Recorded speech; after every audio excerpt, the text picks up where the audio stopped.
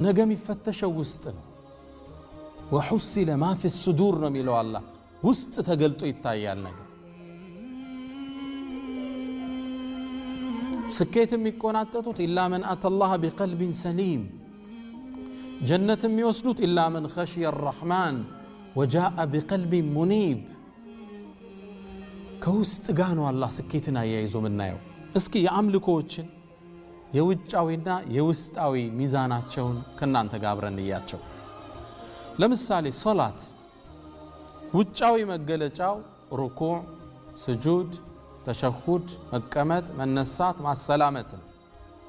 ልቡ ምንድነው? የሶላት ዋናው ኮሩ ምንድነው ወዳጆች? ኹሹዕ ምንለው ቀልብ ለአላህ ሲፈራ ማለት። ቀድ አፍለሐል ሙእሚኑን አለዚነ ሁም ፊ ሰላቲሂም ኻሺዑን። ቀድ ሊተሕቂቅ ነው እዚህ ቦታ የመጣችው።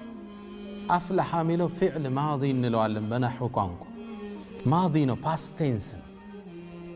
አላህ ስኬታማ ይሆናሉ አላለም፣ አፍለሑ አለ። በቃ ስኬታማ ሆኑ፣ ዘጋው።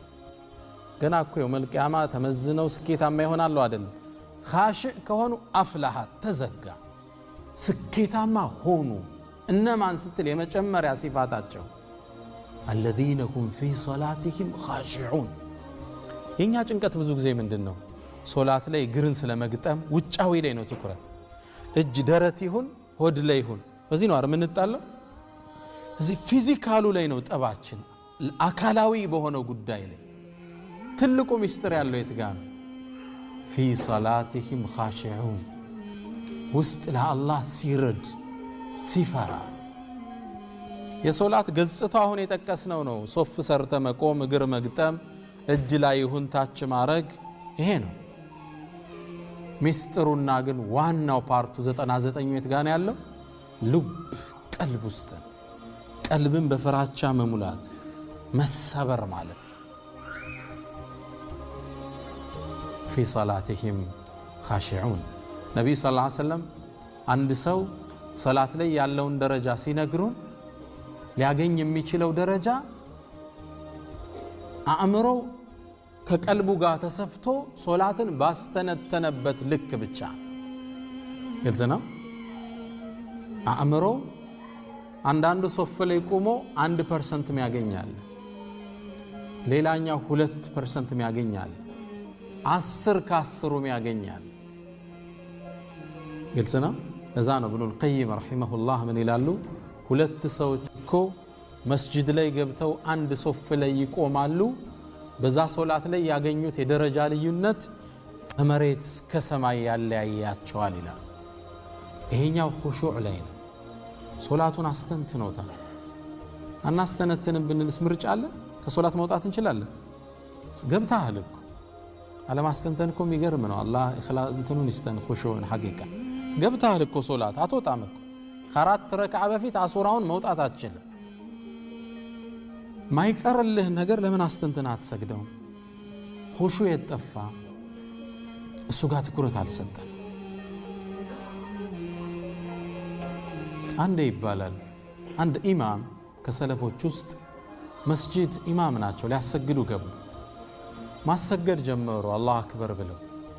እርሳቸውን አጋጣሚ ወደዛ ሰፈር ሊጎበኙ የሄዱ እዛ አካባቢ ሰፈር 3 ወጣቶች አሉ። ተጅዊድ አቀራራቸው ፐርፌክት ነው። መስጂድ ገቡና ተከትለው ሰገዱ። ያን ሰፈር አያውቁትም።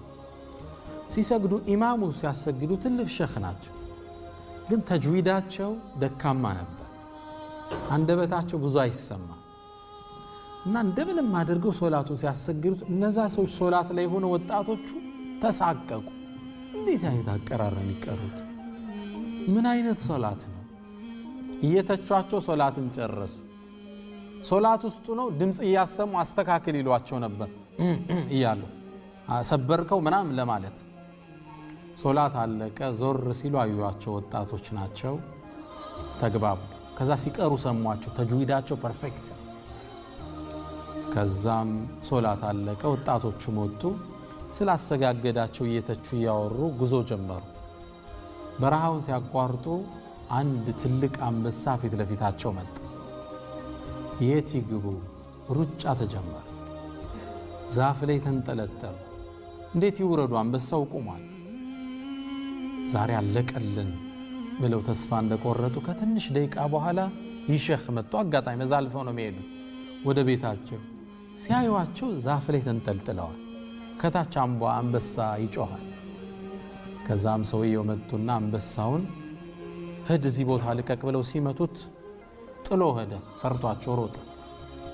እዛ ልጆቹን ውረዱ አሏቸውና ከወረዱ በኋላ አያችሁ ወጣቶች አሉ፣ ምላሳችሁን አጸዳችሁ፣ ልባችሁን ረስታችሁ አንበሳ አስፈራችሁ አሏቸው።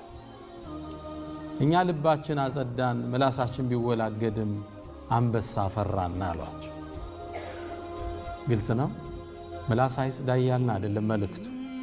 ትልቁ ትኩረት ግን ለውስጥ ይሰጥ። ሶላት ላይ ስናስብ ኹሹዕ፣ ጾም እንምጣ። የጾም ከምግብ መከልከል ከሚያስፈጥሩ ነገር መራቅ ነው አይደል? ውጫዊ ህግጋቱ፣ ውስጣዊ ማንነቱ ደግሞ ለዓለኩም ተተቁን፣ አላህን ፍራቻ ማዳበር ማለት ነው። ሐጅን እንውሰድ። ጠዋፍ ማድረግ፣ ሰዕይ ማድረግ፣ አረፋ መቆም፣ ይሄ የውጫዊ ዒባዳው። የውስጣዊ መልእክቱ ግን ተዕዚም ሸዓኢርላህ፣ የአላህን ሸዓኢር የአላህን ትልቅነት አስቦ ውስጥ አግዝፎ ማሳለፍ ማለት ነው። ሐጅ ስንል ዱዓን እንውሰድ። ዱዓ አካላዊ መገለጫው ምንድን ነው? እጅን ቂብላን መቀጣጨት፣ ከቻልነ ውዶ ማድረግ፣ ቀድመን ወደ ቂብላ መዞር፣ እጅን ማንሳት፣ አላህን በጥሩ በጥሩ ቃላቶች መማፀን ነው። ይሄ ላያዊ ውጫዊ የዱዓ መገለጫ ነው።